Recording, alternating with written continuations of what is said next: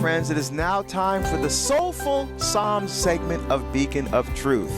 And the Soulful Psalms and the Beacon of Truth playlists are now their own podcast. Go to anywhere where you can hear podcasts, or even better, go to Podcast Central at the EWTN.com website, Podcast Central, to listen to the Soulful Psalms and the Beacon of Truth playlist each and every day.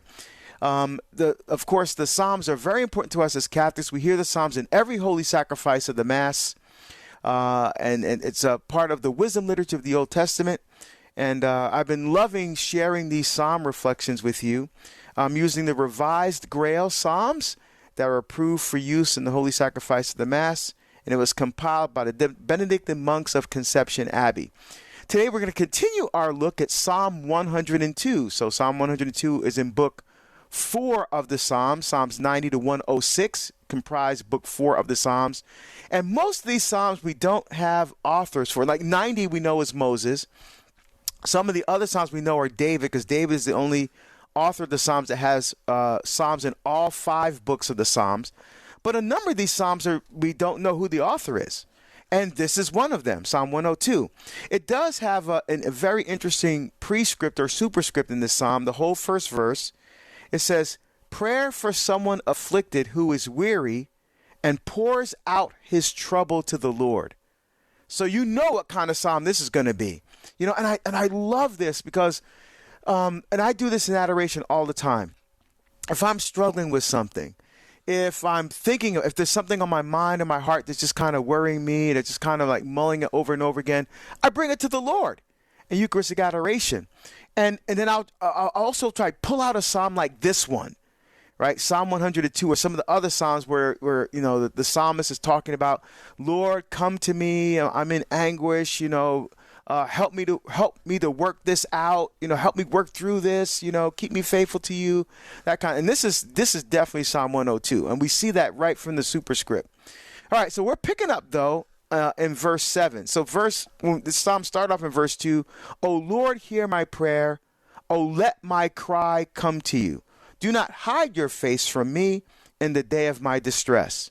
So this is the setup. We know that the psalmist here is agonizing over something that he needs the Lord to be with him. But we're picking up at verse 7. I love this. I have become like a vulture in the desert. Look at the imagery that the psalmist is using here to describe the state of his soul, the state of where he is spiritually in his walk with God, right? He's in the desert, right? Oh, man, all of us have been there. All of us have had that desert experience, right? That dryness in our prayer life, that emptiness in our faith.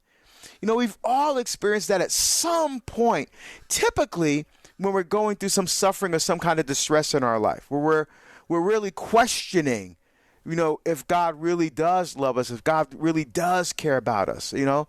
And the psalmist is expressing this, again, and David does this a lot. Again, this psalm's not by David, but David likes to express his feelings through the use of imagery from nature and from creation. And the psalmist does this here. So think of the imagery. I have become like a vulture in the desert. You've seen all those pictures of vultures standing over a dead corpse or some kind of dead animal just picking over its bones. And the vulture is typically lonely, you know, is out there by himself in the desert, like an owl among the ruins, right? So it's just this very visual, nature-forward imagery of these kind of isolated animals. Like, again, the owl.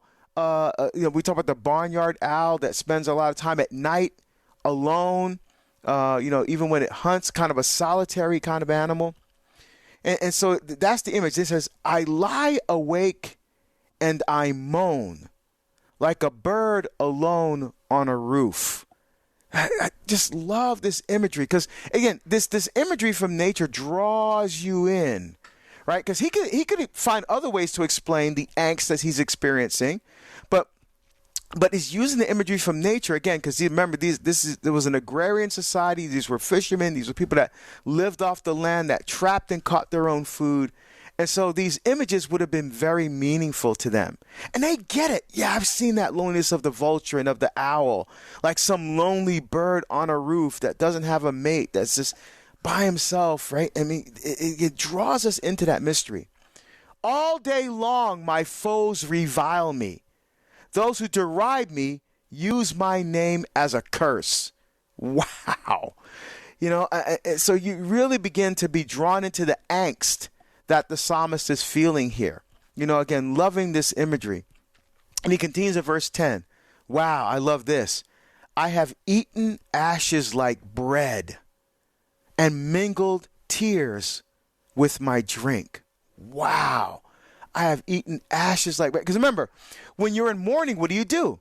You put on sackcloth and ashes, right? Sackcloth and ashes. That is the typical mourning kind of garb that you would wear. And that's what you do. You throw ashes on your head. You put on. We saw this after, remember David, after he had the affair with Bathsheba, and the prophet Nathan came to him and said that the child that was conceived was going to die.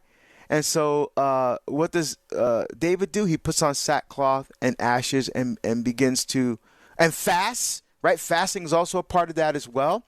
And so the psalmist here is having that experience. I've eaten ashes like bread, right? So I'm in this period of mourning. I've mingled tears with my drink. You know, I just love this. Because of your anger and fury, you have lifted me up and thrown me down. Look at the imagery here. He's not blaming God for what he's going through, but your anger and your fury, it feels like, again, I love the way the psalmist captured the feeling. God is a God of love. God is a God of mercy, right? But when we're going through something difficult, it feels like this. Lord, you're angry with me. You're furious at me. You've lifted me up and thrown me down. You know, like a wrestler or something like that. You know, in wrestling there was this move called the suplex. It's where you kind of wrap up your opponent and you would throw them over your shoulder. I mean, you would do a back arch, and the person would go flying. You know, and of course it's controlled, but you know it's called. You've lifted me up and thrown me. That's the image that I get of being picked up and being thrown down. Again, that's how this person is feeling, this angst, this anxiety, as they try to work their way through the issue that they're experiencing. Yeah, and oftentimes I always kind of equate it with we hold so tight onto the rope that we're doing more damage to ourselves than by letting go. Like we think that it's just all going to fall apart when really the damage is being done by how tightly we are holding on to a situation or a habit or something. And so, again, remove me as far from this situation as possible so that I can heal. Yeah, exactly. And well, some of the hardest part is letting go. Sure. Because holding on to something, even if it get, like you said, the rope, right? If it's a tug of war, even if it starts to hurt your hand, you hold on because it makes you feel secure. Sure. And sometimes I think we wallow too much in that feeling of security and don't trust enough in the Lord. Mm-hmm. You know, and so we're afraid. We're afraid to let go. Yeah.